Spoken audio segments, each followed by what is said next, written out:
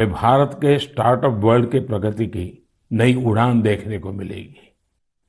साथियों, कुछ दिनों पहले मुझे एक ऐसी इंटरेस्टिंग और अट्रैक्टिव चीज मिली जिसमें देशवासियों की क्रिएटिविटी और उनके आर्टिस्टिक टैलेंट का रंग भरा है। एक उपहार है जिसे तमिलनाडु के तंजावुर के एक सेल्फ हेल्प ग्रुप ने मुझे भेजा है। इस उपहार में भारतीयता की सुगंध है और मातृशक्ति के आशीर्वाद। मुझ पर उनके स्नेह की भी झलक है। यह एक स्पेशल तंजावुर डॉल है जिसे जीआई टैग भी मिला हुआ है। मैं तंजावुर सेल्फ हेल्प ग्रुप को विशेष धन्यवाद देता हूं कि उन्होंने मुझे स्थानीय संस्कृति में रचे बसे इस उपहार को भेजा। वैसे साथियों, ये तंजावुर डॉल जितनी खूबसूरत होती है, उतनी ही खूबसूरती से ये महिला सशक्तिकरण की नई गाथा भी लिख रही है। तंजावुर में महिलाओं के सेल्फ हेल्प ग्रुप्स के स्टोर और कियोस्क भी खुल रहे हैं। इसकी वजह से कितने ही गरीब परिवारों की जिंदगी बदल गई है। ऐसे कियोस्क और स्टोर्स की सहायता से महिलाएं अब अपने प्रोडक्ट ग्राहकों को सीधे बेच पा रही हैं। इस पहल को तारगईगल कई विनयी पोरुत्कल विरप्पनई अंगाड़ी नाम दिया गया है। खास बात यह है कि इस पहल से 22 सेल्फ हेल्प ग्रुप जुड़े हुए हैं। आपको ये भी जानकर अच्छा लगेगा कि महिला सेल्फ हेल्प ग्रुप्स, महिला स्वयं सहायता समूह के ये स्टोर तंजावुर में बहुत ही प्राइम लोकेशन पर खुले हैं। इनकी देखरेख की पूरी जिम्मेदारी भी महिलाएं उठा रही हैं। ये महिला self help group Thanjavur doll और ब्रोंज लैंप जैसे जीआई प्रोडक्ट के अलावा खिलौने, मेट और आर्टिफिशियल ज्वेलरी भी बनाते हैं। ऐसे स्टोर की वजह से जीआई प्रोडक्ट्स के साथ साथ हैंडीक्राफ्ट के प्रोडक्ट की बिक्री में भी काफी तेजी देखने को मिली है।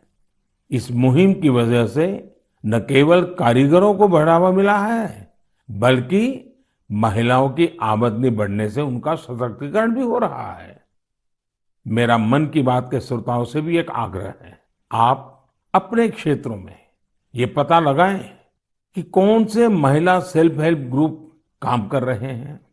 उनके प्रोडक्ट्स के बारे में भी आप जानकारी जुटाएं और ज्यादा से ज्यादा इन उत्पादों को उपयोग में लाएं।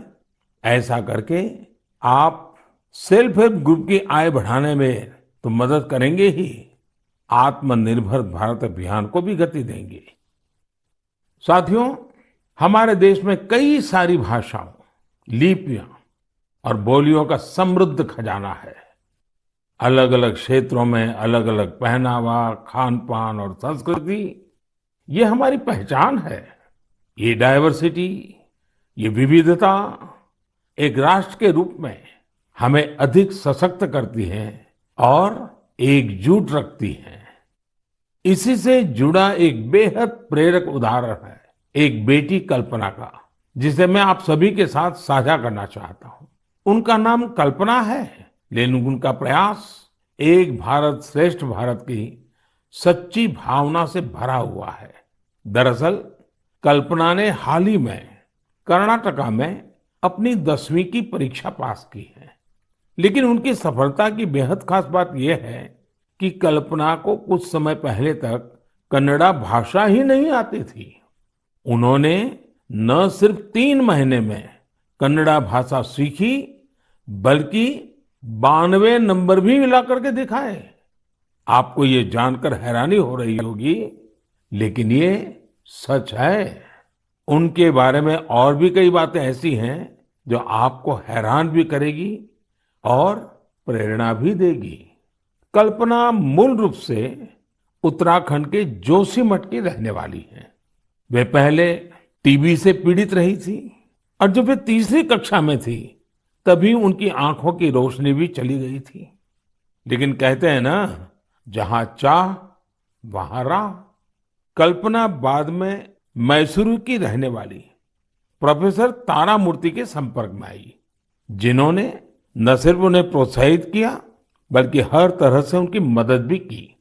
आज वो अपनी मेहनत से हम सब के लिए एक उदाहरण बन गई है। मैं कल्पना को